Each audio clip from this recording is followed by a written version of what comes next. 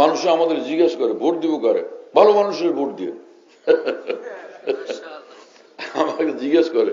হ্যাঁ, সেদিন ঢাকা গেছে, আমাদের কেন বললো যে ভোট দিবেন, ভোট কারে দেওয়া আপনি বলে দেন। আমি বললাম ভালো মানুষের ভোট দিয়ে।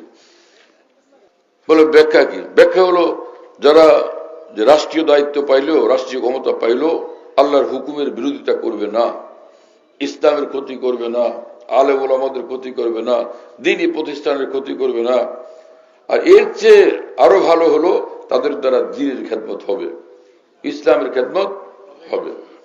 কি কথা বুঝুন না? বলে যে আমার এলাকায় যদি এরকম লোক না পায় তাহলে উপায় কি? এরকম লোকই পাইলাম না যার দ্বারা দ্বীনের খেদমত হবে, ইসলামের খেদমত হবে। অথবা পাইলাম কিন্তু উনি যে ধরাশায়ী হবেন এটা চূড়ান্ত, ধরাশায়ী হবেন। কি কথা বুঝেন না? মানে ফেল করবেন যে এটা ফাইনাল। সকলের ভোট যখন ঘোষণা হবে, যখন ভোটের রেজাল্ট ঘোষণা হবে, অমুকে পাইছেন 2 লাখ, অমুকে 2.5 লাখ, অমুকে 1 লাখ 1.5 লাখ, আর এই ইসলামের প্রতিনিধি পাইছেন 5,000। এটা ইসলামের জন্য সম্মান? কোন জন্য ইসলামের জন্য এবং ইসলাম ওলার জন্য সম্মানের বিষয় না। এক তো সমগ্র দুনিয়া ইসলামের বদনাম হবে, ইসলাম পন্থীদের বদনামই হবে আন্তর্জাতিক পৃথিবীতে। নম্বর 2, আরেকটা বিষয় হলো যে এই লোক যখন ফেলই করবে তো ভোট দিতে হয় যাতে সে আমাদের আদর্শের প্রতিনিধিত্ব সে করতে পারে। গিয়া সে আদর্শের প্রতিনিধিত্ব করতে পারবে না, এটা চূড়ান্ত। তাহলে তার ভোট দেওয়ার কি অর্থ আছে? কোনো লাভ নাই, কোনো ফায়দা নেই। কি কথা বুঝেন? কোনোই অর্থ নাই, কোনোই ফায়দা নেই। কেন সেই লোকটাকে ভোট দেওয়া হবে? সে তো প্রতিনিধিত্ব করতে পারবে না, এটা তো ফাইনাল, এটা তো চূড়ান্ত। কি কথা বুঝেন নাই? যোগ্য ব্যক্তিকে ভোট দেওয়া চাই। সে যোগ্য হলো কোন জায়গায়? আল্লাহ তাআলা আমাদেরকে হেফাজত করেন। যার যার বুঝ। এখন অন্য কেউ যদি আপনার এলাকায় দাঁড়ায় কিন্তু সে তো ইসলামপন্থী না, তো তখন কি করা? এতটুকু দেখা চাই যে সেই লোকটার দ্বারা যে দেশের সেবা হবে এবং মানুষের খেদমত হবে এবং তার দ্বারা ক্ষতি হবে না, জুলুম অত্যাচার করবে না মানুষের উপরে। আর যদি কিছু ক্ষতি, ভুল ত্রুটি, খারাপি তার মধ্যে থাকে, তাহলে দেখতে হবে কম ক্ষতি কার দ্বারা হবে। কি কথা বুঝেন নাই?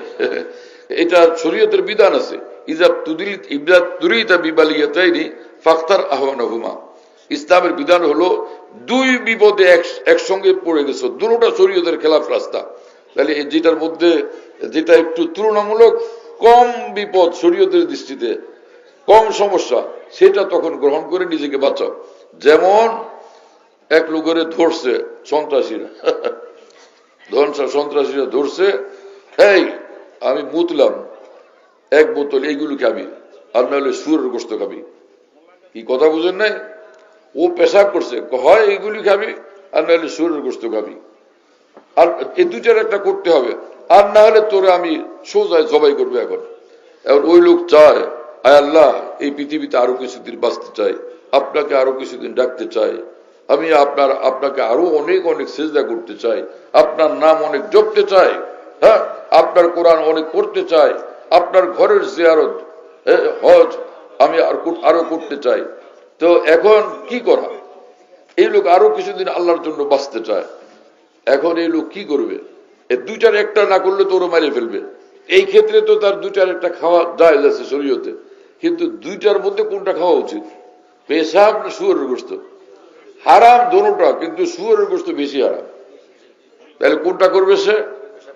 কি এতে শরীয়তের বিধান স্পষ্ট হলো যে আপনার এলাকায় যে ভোটের প্রার্থী, হ্যাঁ, সেই প্রার্থীর মধ্যে যে কম ক্ষতিকর তাকে তখন ভোট দেওয়া যাবে।